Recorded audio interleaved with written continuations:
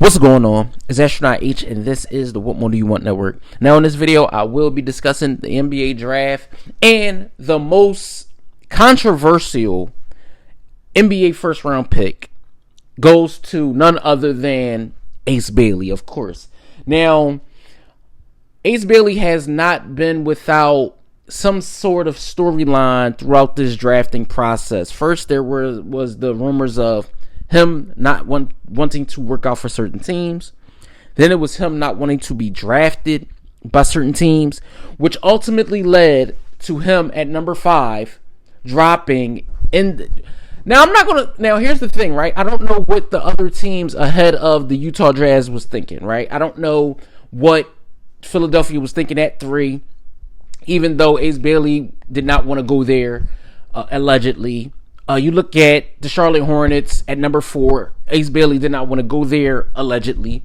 And the Utah Jazz at number 5. And, hearing the things that was said about Bailey, going into the draft, seeing him after 1 year at Rutgers, I thought he was a great, great young talent. I didn't see things that flashed off the screen that let me know, like, this guy's going to be a problem. But you look at the people around him, or who they said was around him, and one of the guys, being close to Bailey as far as his agent and things like that, and just not steering him in the right way into this process. Now, granted, I don't know how true none of this is. This is all speculation. This is all things that we heard. And when Bailey got drafted at number 5, he seemed excited. He seemed, well, not excited. Well, it was the pre-draft process. When Monica McNutt ultimately was talking to him and Dylan Harper, and Ace Bailey said, "Man, I'm just ready to play basketball. I'm blessed," and things. He was saying all of the things that you want to hear young guys say, right? Blessed and talent, blessed. I'm glad to be here. Just ready to play basketball, things like that. And fast forward to being drafted by the Utah Jazz and not having anything to do with the Utah Jazz up until, the point of them actually getting him in Utah. But, for a player, a young kid at that, right? Well, now he's now he's considered a grown man. You have a job now. You have work to do.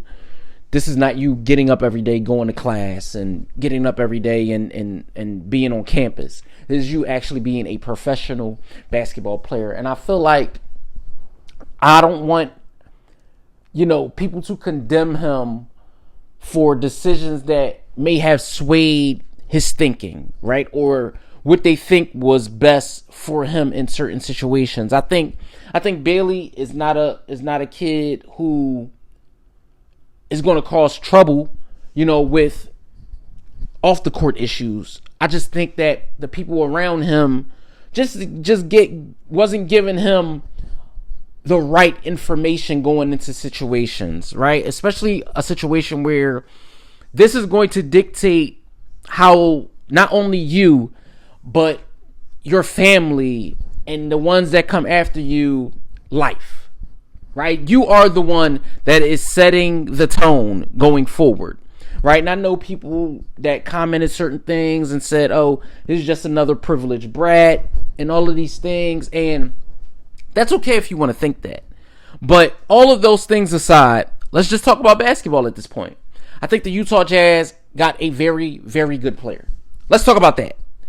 Now, I know in the combine process, Ace Bailey was made to be 6'9", about 6'10", and in the combine with shoes off, he was 6'7". I don't have a problem with that. He's still young.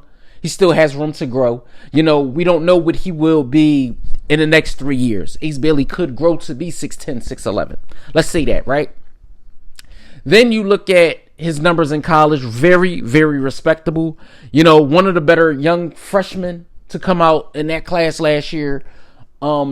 For a team like Rutgers, who had a Dylan Harper, you look at what the Utah Jazz are getting, and like I said, they're getting a great wing who can put the ball on the floor, get his own shot, and things like that. And you couple him with the rest of the cast of the characters that the Utah Jazz have, I think is going to be good. I think Danny Ainge, I'm not going to say knocked it out the park with this pick, but I think this is one of those things where if they mold this player into what he could be possibly, we could see a player that could be great for years to come in today's NBA. I think he fits the mold of today's NBA. I think he's able to get to the rim. I think he can get his shot when he want. He's good from the mid range. A player that when you see him on the floor, he can at times jump off the screen.